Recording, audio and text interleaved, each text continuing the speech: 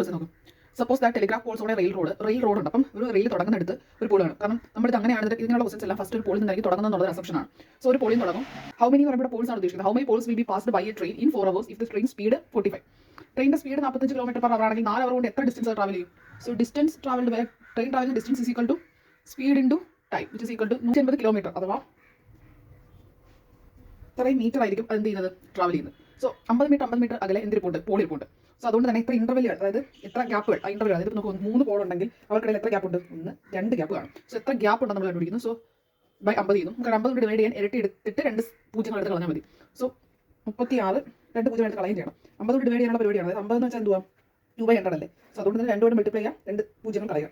So 18ന്റെ 2 കൊണ്ട് multiply ചെയ്തു 36, 2 പൂജ്യം കളഞ്ഞു. അപ്പോൾ 3600 ഗ്യാപ്പുകളുണ്ട്. നമ്മൾ 3 പോൾ ഉണ്ടെങ്കിൽ 2 ഗ്യാപ്പ്. അപ്പോൾ എത്ര പോളുണ്ട്? നമ്പർ ഓഫ് പോൾസ് എത്ര ആയിരിക്കും? നമ്പർ ഓഫ് പോൾസ് എന്ന് പറയുന്നത് 3601 ആയിരിക്കും. ഓക്കെ, ഇത് ഒറ്റയടി കണ്ടുപിടിക്കാനുള്ള ഇക്വേഷൻ എന്ന് പറയുന്നത് number of poles equal to ഇത് തന്നെയാണ് നമ്മൾ അതിലും ചെയ്യുന്നത്. ആദ്യം ആ ട്രെയിൻ എത്ര ദൂരം സഞ്ചരിക്കുന്നു കണ്ടുപിടിച്ചാൽ സഞ്ചരിക്കുന്നതിനിടയ്ക്ക് 50 മീറ്റർ അകലെ ഇരിപ്പുണ്ട്. അങ്ങനെ 3600 ഇന്റർവെല്ലുണ്ട്. നമുക്കറിയാം ഇന്റർവെല്ലുകൾ എത്ര ഉണ്ട്? അതിന് ഒന്ന് കൂടിയ പോളുകളാണ്. ഇവിടെ നമുക്ക് 3 പോൾ ഉണ്ടെങ്കിൽ 2 ഇന്റർവെൽ. അപ്പോൾ 3600 പോൾ ഉണ്ടെങ്കിൽ 3600 ഇന്റർവെല്ലുകൾ ഉണ്ടെങ്കിൽ 3601 പോളുകൾ. സോ ഇത് ഈ ക്വസ്റ്റ്യൻ വെച്ച് നമ്മൾ നോക്കുവാണെങ്കിൽ അവരുടെ speed of truck, speed of car, speed of train, speed of car, speed of truck എന്നിട്ടുണ്ട് എന്താണ് 3:8:9 ആണ്. ഇനി എന്താ പറയുന്നത്? കാറ് 1040, അതായത് 1040 കിലോമീറ്റർ 13 അവർ കവർ ചെയ്യുന്നുണ്ട്. സോ അതുകൊണ്ട് തന്നെ ഇവിടുത്തെ ഈ സ്പീഡ് എന്ന് പറയുന്നത് എന്തായിരിക്കും? 1040/13. 8 13 ആണ് 104. സോ 80 എന്ന് വരും. അതായത് 8 പാർട്ട് 80 ആണെങ്കിൽ ഒരു പാർട്ടിന്റെ വാല്യൂ എത്ര? 10 അല്ലേ. സോ ഇതിന് കറസ്പോണ്ടിങ് വാല്യൂ എത്രയായിരിക്കും? 30. ഇതിന് കറസ്പോണ്ടിങ് വാല്യൂ 90. നമ്മൾ പറയുന്നത് what is the average speed of the truck and train. Average speed of the truck and train together for the same time. ഇവിടെ പ്രത്യേകത എന്താ? ടുഗദർ ആയിരിക്കാം, സെയിം ടൈമിലുള്ളതാണ് കണ്ടുപിടിക്കുന്നത്. നമുക്ക് ആവറേജ് സ്പീഡ് ഇക്വേഷൻ എന്താ? Total distance covered by total time. അപ്പം 30 ആണ് സ്പീഡ്, ഇതിന്റെ സ്പീഡ് 30 ആണ്. ഇപ്പം ഇത് രണ്ടുപേരും ഒരു പർട്ടിക്കുലർ സെയിം സമയം കൊണ്ടാണ് കവർ ചെയ്തത്. സോ സെയിം ടൈം ആണ് പറയുന്നത്. സോ ആവറേജ് സ്പീഡ് ഇക്വേഷൻ എന്താ? Total distance by total time. അപ്പോൾ ആദ്യത്തെ ആൾ 30 ഇപ്പം സെയിം ടൈം എന്ന് പറഞ്ഞു. ഞാൻ നെക്സ്റ്റ് എടുത്തു. അപ്പോൾ സ്പീഡ് ഇൻറ്റു ടൈം ഇത്രയാണ് അയാൾ അവരുടെ ഡിസ്റ്റൻസ്, ടോട്ടൽ ഡിസ്റ്റൻസ് അല്ലേ. അപ്പോൾ പ്ലസ് അടുത്ത ആൾ 90, അയാളും അതേ സമയം തന്നെയാണ്, divide by total time. Total time എന്താ? ഇയാൾ സഞ്ചരിക്കുന്ന എക്സ്, ഇയാൾ സഞ്ചരിക്കുന്ന എക്സ് ആണ് 2x. ഇവിടെ നോക്കി, ഇവിടുന്ന് എക്സ് കോമൺ വന്ന് ഈ എക്സ് വെട്ടിപ്പോകും. സോ അതുകൊണ്ട് തന്നെ 30 + 90/2 ഇസ് ഈക്വൽ ടു 60 km/h നമുക്ക് ഉത്തരം വരും. സോ ഇവിടുത്തെ പ്രത്യേകം എന്താ? സെയിം ടൈം ആണെന്നുണ്ടെങ്കിൽ ഇവിടെ സെയിം ടൈം ആയതുകൊണ്ട് രണ്ടും കൂടെ കൂട്ടി ഡിവൈഡ് ബൈ 2 ചെയ്താൽ മതിയായിരുന്നു. ദാറ്റ് ഇസ് S1 + S2/2 ചെയ്താൽ മതി, നമുക്ക് ആവറേജ് സ്പീഡ് കിട്ടും. പക്ഷേ ഇത് എപ്പോഴാണ് ഉപയോഗപ്രദമാവുന്നത്? Only when time spend at each speed same. ഈ സ്പീഡ് സ്പെൻഡ് ചെയ്യുന്ന സമയവും സെയിം ആണെങ്കിൽ മാത്രം നമുക്ക് S1 + S2/2 എന്ന് ചെയ്യാം. അല്ലെങ്കിൽ നമ്മൾ total distance by total time തന്നെ ചെയ്യാം. ഇവിടെ സെയിം ടൈം എന്ന് പറയുന്നത് അത് രണ്ട് വെട്ടിപ്പോയി, അല്ലെങ്കിൽ നമുക്ക് S1 + S2/2 ഡയറക്റ്റ്ലി ഉപയോഗിക്കാം. 2 ട്രെയിൻ ഉണ്ട്. അത് ഞാൻ ട്രെയിനിനെ ഇപ്പം ഒരു നീളം കാണും. ഒരു ട്രെയിൻ ഉണ്ട്. ഓക്കെ, ആ ട്രെയിനിന് മൂവ് ചെയ്യുന്ന സ്പീഡ് 50 km/h ആണ്.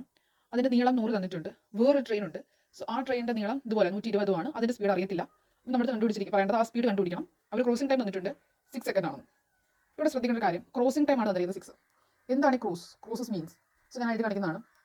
From the moment the front of one train means the front of the other until the back of both trains completely pass each other. അതായത് ഫ്രണ്ട് മീറ്റ് ചെയ്തു, അതേപോലെ front ഈ train ഇവിടെ വന്നിരിക്കുന്നു, അപ്പോൾ ഈ ട്രെയിൻ ഇവിടെ നിൽക്കുമായിരിക്കും. എന്നിട്ട് ഇവരുടെ ബാക്ക് മീറ്റ് ചെയ്യുന്ന അത്രയും എന്താണ് അത്രയും അതിനടുത്ത് അത്രയും സമയമാണ് 6 സെക്കൻഡ്. ഫ്രണ്ട് മീറ്റ് ചെയ്തിട്ട് അവസാനം ഒരു ബാക്ക് കടന്നു പോകുമ്പോൾ അതിനാണ് ക്രോസസ് എന്ന് പറയുന്നത്. സോ അങ്ങനെ ക്രോസ് ചെയ്യാൻ എടുക്കുന്ന സമയമാണ് 6 സെക്കൻഡ് തന്നിരിക്കുന്നത്. നമുക്കറിയാലോ ഡിസ്റ്റൻസ് എന്ന് പറയുന്നത് മൊത്തത്തിൽ 100 + 120 ഡിസ്റ്റൻസ് കവർ ചെയ്യണം. ഓക്കെ, റിലേറ്റീവ് സ്പീഡാണ് പറയുന്നത്. റിലേറ്റീവ് സ്പീഡ് എന്താ? ഇവിടെ എന്ന് പറഞ്ഞാൽ രണ്ടുപേരും ഓപ്പോസിറ്റ് ഡയറക്ഷൻ മൂവ് ചെയ്യുന്നുണ്ട്. ആഡപ്പ് ചെയ്യുക. ഇയാളുടെ സ്പീഡ് 50 തന്നിട്ടുണ്ട്, ഇയാളുടെ സ്പീഡ് നമുക്കറിയില്ല, ഞാൻ 80 എടുത്തു.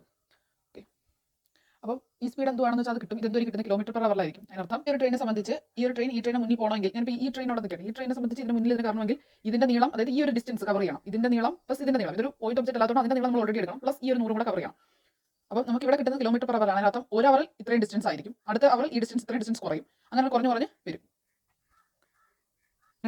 ഇത്രയും ഡിസ്റ്റൻസ് കവർ ചെയ്യുന്ന സമയമാണ് 6 തന്നിരിക്കുന്നത്. km/h ആയതുകൊണ്ട് ഞാൻ m/s ആക്കാൻ 5/8 ചെയ്യുന്നു. സോ നമ്മൾ കാൽക്കുലേറ്റ് ചെയ്യുമ്പോൾ നമുക്ക് m എന്തെന്ന് കിട്ടും? 82 എന്ന് വരും. 82 km/h എന്ന് വരും. അപ്പോൾ ഇവിടെ നമുക്ക് ട്രെയിനുകൾ തമ്മിൽ ആദ്യം അകലം ഉണ്ടെന്നുള്ള കൺസെപ്റ്റ് പറയുന്നില്ല. സോ അതുകൊണ്ട് തന്നെ നമുക്ക് എടുക്കണം എങ്ങനെയാണ്? വ്യാസ്യവും അവർ തമ്മിൽ ആദ്യം ഒരുമിച്ച് ഫ്രണ്ട് മീറ്റ് ചെയ്യുന്നതിന് ഫ്രണ്ട് എന്ന് വെച്ച് കഴിഞ്ഞാൽ front of one train means front of other train ആണ് നമ്മൾ എടുക്കുന്നു. എന്നിട്ട് അവരുടെ ബാക്ക് കംപ്ലീറ്റ് ചെയ്ത് ക്രോസ് ചെയ്ത് പോകാനുള്ള ക്രോസസ് ആണ് ഇവിടെ തന്നിരിക്കുന്നത്. ക്രോസസ് വേർഡിന് അർത്ഥം തന്നെ മനസ്സിലാക്കുക. അതെ, ഈ ഇത്രയും ഡിസ്റ്റൻസ് ബൈ ആ ഒരു ക്രോസിന് എടുക്കുന്ന സമയം ചെയ്ത് കഴിഞ്ഞാൽ കിട്ടുന്നത് വെറും സ്പീഡ് അല്ല, റിലേറ്റീവ് സ്പീഡ് ആയിരിക്കും. സോ അത് നോക്കും.